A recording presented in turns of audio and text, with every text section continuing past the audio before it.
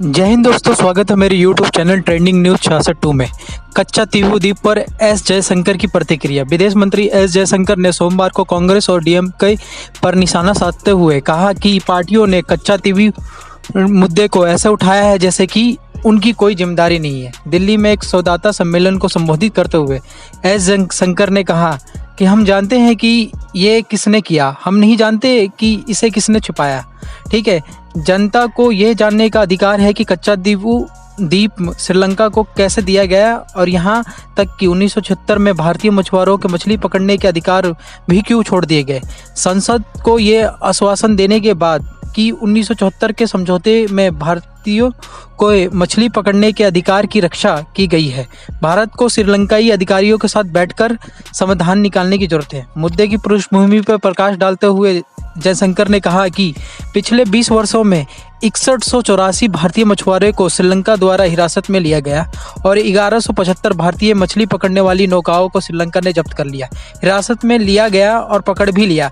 S Jaishankar साहब ने कहा है कि तमिलनाडु के सीएम मुझे कई बार लिखा और मेरा रिकॉर्ड दिखाता है कि वर्तमान सीएम को मैंने इस पर 21 बार जवाब दिया है। थोड़ा सा जान लें कि कच्चा तीवू द्वीप कहाँ है और क्या है। कच्चा तीवू द्वीप 285 एकड़ का हरित क्षेत्र है जो 1976 तक भारत का था।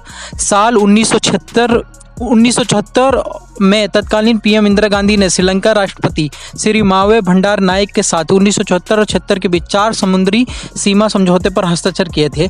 इसी समझौते के तहत कच्चा तीवू द्वीप को उन्होंने श्रीलंका को सौंप दिया था। आपको बता दूं कि ये मुद्दा फिर सामने आया है आरटीआई आवेदन से। तमिलनाडु भाजपा अध्यक्ष के अन्नामलाई आरटीआई दायर करा और कच्चा द्वीप के बारे में पूछा गया।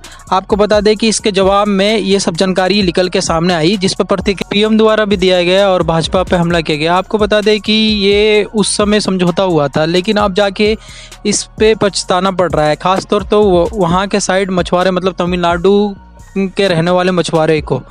और मछुआरे की ज़िंदगी मछली पालन पे ही होती है। आपको पता है बार बार मछुआरों को ये दुख का सामना करना पड़ता है क्योंकि वो इस द्वीप में जाते हैं और वहाँ की पुलिस इनको पकड़ लेती है, इनकी नाव को जब्त कर लेती है, जिनसे इनको काफ़ी दुख पहुँचता है। काफ़ी बार तो मछुआरे कंप्लेन भी इसकी कर चुके हैं।